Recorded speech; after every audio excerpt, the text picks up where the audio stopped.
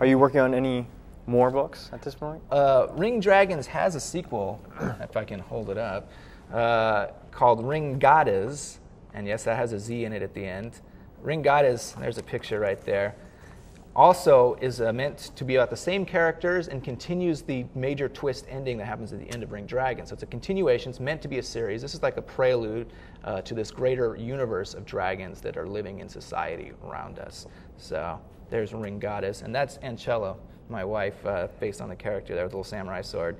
And this is a dragon ring, but we won't talk about that. You have to read the book. That's right. The book will fill you in on that. Cool. So about a year ago, you did ApeCon in San Francisco, which is a small press expo. Yes. For small press writers and artists. Yeah, my first experience doing that. Yeah. It was your first convention. How did you enjoy it? Well, the convention experience was new for me, and I brought away kind of a mixed bag of things, kind of like a mixed bag of goodies, you know.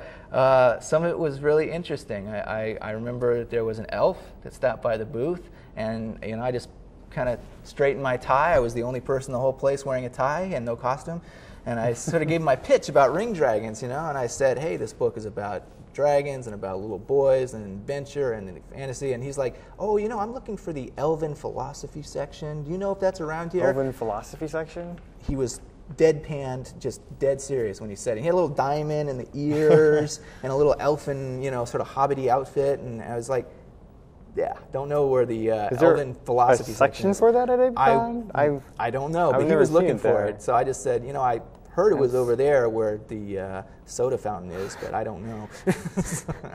What else was there to see? There was some amazing artists, though, you know, at the convention. I saw the guy that did Sam & Max. What's his name? The guy that did Sam & Max. You know, I can't think of his name.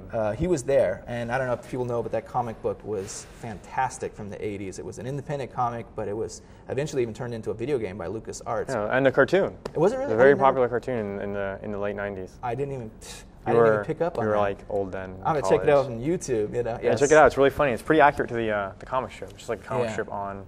Oh, I loved it. It was so funny. Same people did the video game. Yeah, and so he was one I really liked to read, was Sam & Max. I also liked to read Gru when I was a kid. I didn't meet Sergio Aragonés, but so funny. His comic books, yeah. You know, really, it was my thing as a kid. So. Yeah, it was good. It's being made into a movie right now. Well, I hear that, but then I also have been waiting for years for this. I mean, this would be a hilarious movie. If they could actually get it into the hands of some funny writers, something like that. Gru is fantastically funny. I mean, he's got, I don't know how many years of Gru issues he's done, but it is hilarious. Hilarious comic book. It's pretty good. So, I've always liked it. I'm looking forward to seeing the movie. Yeah, well, when it comes out, I'm going to check it out for sure. Definitely, definitely. So a lot of your stuff deals with dinosaurs and dragons. Yes. Well, there's definitely dragons in it. Yeah. Well, you're referring to like the mythology part of it. I mean, yeah. Well, there's a dragon on the cover. Yes, there is a dragon on the cover. That. It deals with the mythology of dragons in a new way. There are 1.5 million dragon novels out there. There's a ripe area of fiction fantasy, but this one definitely is a unique take on the whole dragon experience. It's not, you know, like any other dragon story that's ever been done. It's very original. And it's in modern time. It is absolutely set in modern time. It's not, you know, back in the day when they had swords and all that kind of stuff. But there are articles of the past, like the singing sword that was used by St. George, the dragon slayer, right? Makes its way into the novel and actually has an explanation of how it came to be and other things. So it actually weaves dragon mythology into this new kind of pattern and that kind of thing. And it's meant to be a springboard to this huge series for Ring Dragons. And site www.ringdragons.com if you want to check out synopsis on the story, some of the artwork, a little bit of bio information on it. It's all there.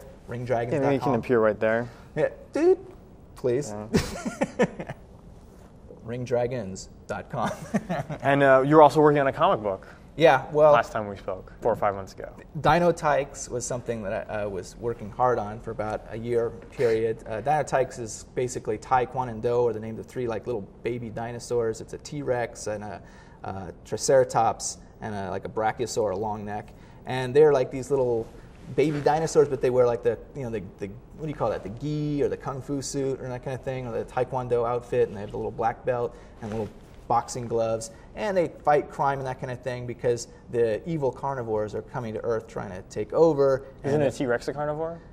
Yeah, But see, that's part of the plot. See, he's very divided about helping the herbivores, but the herbivores raised him. You see, it's like that whole Mowgli thing. So he feels an allegiance to the herbivores to help defend the humans, and even though he is a carnivore. So they're ninja dinosaurs. Yeah, and they do, like, you know, they have to fight like the Gallimimus ninjasaurs, you know, or like these evil ninjas, but they're egg-stealing dinosaurs. Isn't that kind of like the Ninja Turtles? I've never. What is the Ninja Turtles? The Teenage Mutant Ninja Turtles. No. So, lots of lizards, I've noticed. Lizard zone, lizard zone, lizard zone. So yeah, I watch the show.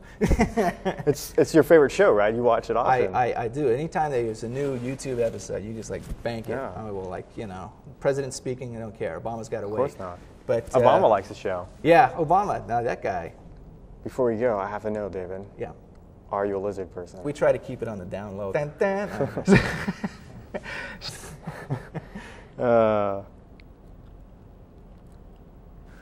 I took the gait test when I was like in 3rd grade or something like that, and they said, okay, please read this, right? And I said, the cat, and they said, please, there's the door, leave. So I failed the gait test. All right, well, it was good having you on the show today, David. All right, Chris, thank you. And we'll see you in the future. All righty.